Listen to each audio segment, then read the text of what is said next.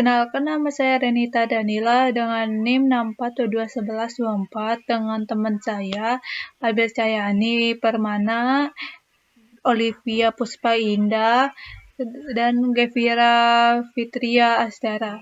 Kami dari kelompok 10 dengan tema analisis biaya transportasi dalam pendistribusian singkong menggunakan metode NWC, Let's Code, dan PAM. Latar belakang, perkembangan dunia industri mengalami persaingan yang begitu ketat dan permintaan layanan lebih dari pelanggan. Dalam memenangkan persaingan tersebut, perusahaan melakukan berbagai macam cara, di antaranya meningkatkan keputusan konsumen melalui kesempatan waktu pendistribusian dan efisiensi biaya. Model transportasi berhubungan dengan pengoptimal pengaturan pendistribusian terhadap suatu produk dengan jenis yang sama dari beberapa sumber alat menuju ke beberapa tempat tujuan tertentu. Model transportasi bertujuan untuk mencari biaya termurah dalam mendistribusikan produk dari beberapa sumber ke beberapa tujuan. Masalah transportasi dapat diselesaikan dengan biaya. Metode dasar yaitu Let's Code LC, metode atau metode biaya terkecil Northwest Counter NWC, atau metode sudut barat laut Vogel Exploration Method PAM. Rumusan masalah. 1. Bagaimana penerapan metode Northwest Counter NWC dalam menghitung biaya transportasi pada pendistribusian perkebunan singkong? 2. Bagaimana penerapan metode Let's Code Method LC dalam menghitung biaya transportasi pada pendistribusian perkebunan singkong? 3. Bagaimana penerapan metode Vogel Approximation Method atau PAM dalam menghitung biaya transportasi pada pendistribusian perkebunan singkong?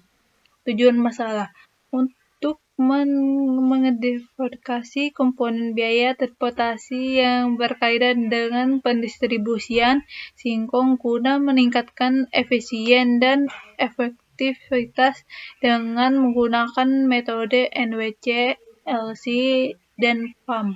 3. Metode transportasi. Metode transportasi adalah metode yang digunakan untuk mengatur distribusi dari sumber-sumber yang menyediakan produk yang sama ke tempat-tempat yang membutuhkan secara optimal. Alokasi produk ini diatur sedemikian rupa karena terdapat perbedaan biaya alokasi dari sumber ke suatu tempat tujuan. Berikut ini karakteristik pemakaian metode transportasi adalah: 1. Adanya banyak sumber serta tujuan. 2. Jumlah barang yang didistribusikan dari masing-masing sumber dan permintaan ke masing-masing tujuan memiliki ukuran tertentu. 3. Barang dikirim dari sumber ke tujuan berdasarkan kebutuhan kapasitas sumber. 4. Jenis produk yang dibutuhkan bersifat tunggal. 5. Biaya pengangkutan produk dari sumber ke tujuan besar tertentu. Pengertian metode NWC. Metode Northwest Counter NWC adalah metode yang paling sederhana untuk mencari solusi awal dari transportasi. Kanti tahun 2020. NWC adalah sebuah metode algoritma dalam ilmu manajemen operasi yang digunakan untuk menyelesaikan masalah alokasi dalam konteks transportasi. Metode ini memulai alokasi barang dari sudut barat laut, Northwest Corner, dari matrik alokasi sumber daya ke tujuan distribusi. Pendekatan ini termasuk dalam kategori metode heuristik yang sederhana, namun seringkali cukup efektif dalam menyelesaikan masalah alokasi dalam distribusi. Langkah pertama, inisialisasi. Identifikasi sudut barat laut northwest corner dari matriks alokasi. Ini adalah sel pertama dalam matriks yang akan digunakan sebagai titik awal untuk alokasi. Yang kedua, alokasi barang mulai dari sudut barat laut. Alokasikan sebanyak mungkin barang ke titik distribusi yang tersedia, berdasarkan ketersediaan sumber daya dan permintaan. Setelah alokasi dilakukan, kurangi jumlah barang yang akan dialokasikan dari sumber daya awal. Yang ketiga, pengulangan alokasi. Lanjutkan proses alokasi hingga semua permintaan distribusi terpenuhi atau semua sumber daya habis. Yang keempat, penyelesaian dan evaluasi. Hasil alokasi untuk memastikan bahwa semua permintaan terpenuhi dan tidak ada sumber daya yang tidak teralokasikan. Selanjutnya yaitu tabel pada metode NWC. Kapasitasnya baris pertama 140 dan permintaannya 170. Dilihat dari nilai yang paling kecil yaitu 140. Ditulis di baris yang pertama pada kolom ciledug.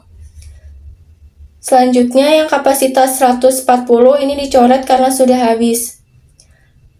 Permintaannya 170 karena sudah terisi 140 maka tinggal tersisa 30.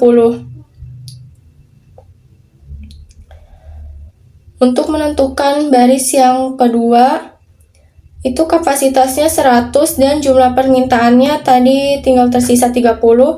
Dilihat dari nilai yang paling kecil yaitu 30. 30 ditulis di baris yang kedua. Karena sudah terisi 30, maka jumlah permintaannya itu sudah habis.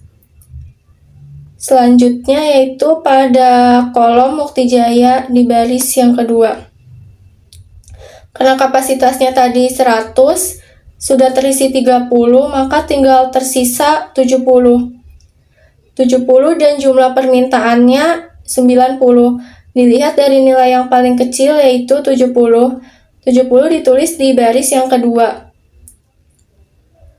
Karena sudah terisi 70, maka jumlah kapasitasnya itu dicoret karena sudah habis. Selanjutnya jumlah permintaannya 90. Jika sudah terisi 70 tadi, maka tinggal tersisa 20. Selanjutnya untuk menentukan baris yang ketiga. Jumlah kapasitasnya 120 dan jumlah permintaan sebelumnya tinggal tersisa 20. Dilihat dari nilai yang paling kecil yaitu 20. 20 ditulis di baris yang ketiga.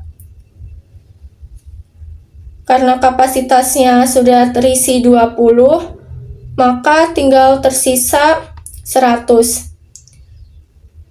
Selanjutnya untuk yang jumlah permintaannya itu dicoret karena sudah habis. Selanjutnya untuk yang baris ketiga pada kolom Cijengkol. Jumlah kapasitasnya 100 dan jumlah permintaannya tinggal tersisa 100, maka otomatis ditulis 100 pada baris yang ketiga. Dengan demikian diperoleh nilai Z sama dengan 140 dikali 20 ditambah 30 dikali 17 ditambah 70 dikali 10 ditambah 20 dikali 23 ditambah 100 dikali 11. Totalnya 5.570. Pengertian metode LC. Least cost atau biaya terkecil biasa juga disebut metode pencarian biaya terendah. Metode ini memiliki tahapan awal, yakni memasukkan produk dengan jumlah nilai terkecil pada tabel transportasi pertama. Metode least cost sering digunakan sebagai langkah awal dalam menyelesaikan masalah transportasi sebelum melanjutkan ke metode optimasi yang lebih kompleks untuk mendapatkan solusi yang optimal. Berikut langkah-langkah metode LC. Yang pertama, mengalokasikan sebanyak mungkin ke kotak fleksibel dengan biaya transportasi yang minimum. Kemudian harus disesuaikan dengan kebutuhan yang ada. Yang kedua, langkah tersebut diulangi ke biaya minimum terendah selanjutnya. Selanjutnya, di sini ada tabel untuk pengerjaan metode LC. Nah, yang pertama itu permintaan 90 dan kapasitas 100 itu dimasukkan ke kotak biaya yang paling rendah, yaitu bernilai 10 di tujuan pabriknya Mukti Jaya.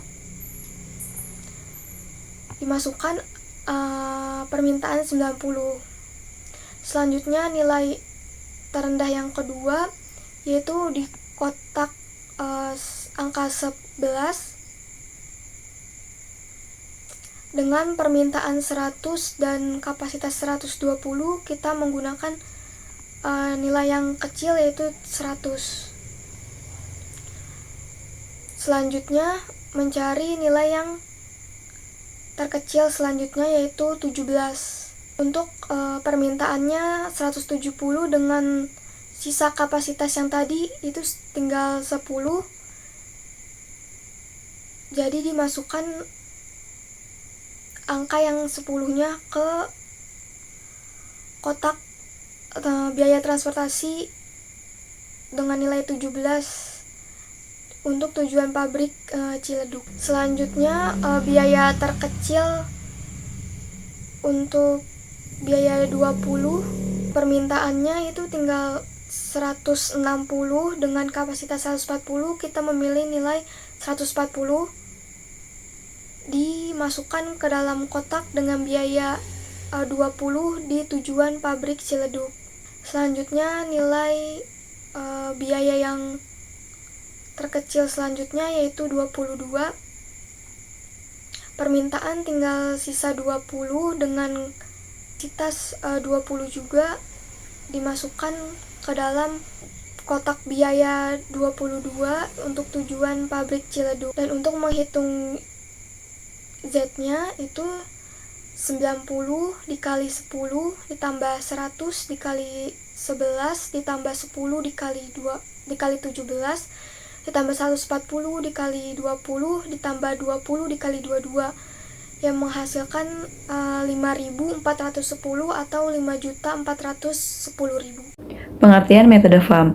Metode Vogel's Approximation Method atau FAM merupakan cara lain yang dapat digunakan untuk menyelesaikan kasus transportasi dengan lebih mudah dan lebih cepat. Namun demikian, penyelesaian yang diperoleh kadang belum optimal, tetapi hanya mendekati optimal. Dalam menentukan solusi awal, metode FAM menetapkan konsep denda atau penalty cost, biaya yang dimaksudkan sebagai selisih antara dua biaya terkecil pada sel-sel yang sebaris atau sekolom. Langkah-langkah pengerjaan metode FAM adalah sebagai berikut.